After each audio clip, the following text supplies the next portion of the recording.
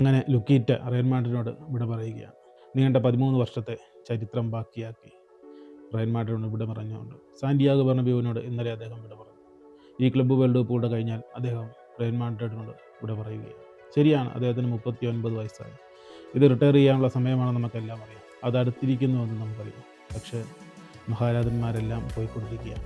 Cristiano Ronaldo പോയി, Karim Benzema പോയി, Toni Kroos പോയി, കാസമീരോ പോയി, അങ്ങനെ എത്ര പേർ ഒഴിഞ്ഞു പോയിക്കൊണ്ടിരിക്കുന്നു. ഇപ്പോൾ ലൂക്കാ മോഡ്രിച്ച് എന്ന 39-കാരൻ പടിയിറങ്ങി പോവുകയാണ്.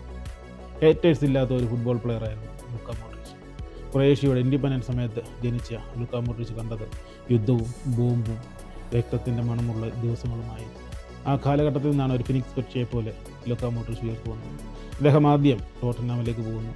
2008 മുതൽ 2012 വരെ ടോട്ടൻഹാമിൽ കളിക്കുന്നു.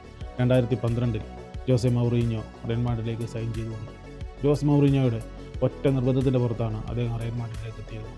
തൻ്റെ ആദ്യ സീസണിൽ വെറും ഡിസാസ്റ്റർ സീസണായിരുന്നു ലൂക്കാ മോഡ്രിച്ചിനെ സംബന്ധിച്ചിടത്തോളം. ഏറ്റവും മോശപ്പെട്ട സൈനിങ് എന്നാണ് മാർക്ക ആ സൈനിങ്ങിനെ വിശേഷിപ്പിച്ചത്. പക്ഷേ പിന്നീട് നടന്നത് ചരിത്രമായിരുന്നു. അദ്ദേഹം മിഡ്ഫീൽഡിലും ഡിഫൻസീവ് മിഡ്ഫീൽഡിലും അറ്റാക്കിംഗ് മിഡ്ഫീൽഡിലും തൻ്റെ വ്യക്തിമുദ്രകൾ പതിപ്പിച്ചു. പിന്നീടാണ് ആ ടീമിലേക്ക് ടോണി ക്രൂസ് വരുന്നു, കാസമീരോ വരുന്നു. ഈ 3 പേരും കൂടെ പിന്നീട് ആ യൂറോപ്പിനെ അങ്ങോട്ട് ഡോമിനേറ്റ് ചെയ്യുന്നതാണ് നമ്മളെല്ലാവരും കണ്ടത്. ചരിത്രങ്ങൾ പിറന്ന മത്സരങ്ങൾ. തൻ്റെ 13 വർഷത്തെ റയൽ മാഡ്രിഡിൻ്റെ കാലയളവിൽ 28 കിരീടങ്ങളാണ് അദ്ദേഹം റയൽ മാഡ്രിഡിന് വേണ്ടി നേടിയത്. റയൽ മാഡ്രിഡിൻ്റെ ചരിത്രത്തിലെ ഓൾ ടൈം ഫുട്ബോളറായിട്ട് വേണമെങ്കിൽ നമുക്ക് അദ്ദേഹത്തെ കാണാം. 2018 ബാലൺ ഡി ഓർ നേടാനും അദ്ദേഹത്തിന് കഴിഞ്ഞു.